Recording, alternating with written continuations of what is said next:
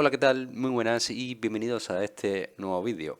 La compresión de imágenes en las presentaciones de PowerPoint te pueden ayudar a reducir el tamaño total del archivo de la presentación y ahorrar espacio en nuestro disco duro. Por eso en este vídeo vamos a ver de manera bastante rápida y sencilla cómo podemos comprimir las imágenes en nuestras diapositivas de PowerPoint. Tenemos ya este libro, ¿no? Esta presentación ya preparada con algunas imágenes, en la cual solo utilizaremos esta para comprimirla. Lo único que tenemos que hacer es dirigirnos o seleccionar primeramente la imagen y nos vamos a dirigir a formato de imagen. Haremos un clic aquí y verás que en la cinta de opciones tienes un apartado llamado ajustar.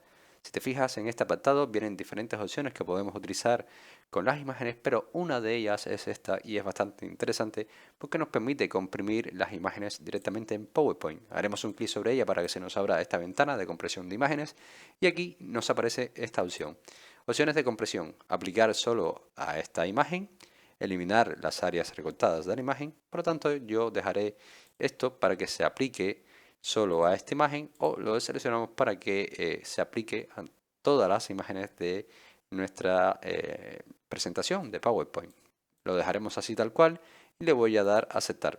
Una vez que demos sobre aceptar, Microsoft PowerPoint hará su magia y empezará a comprimir las imágenes o la imagen que nosotros le hemos marcado para que comprima.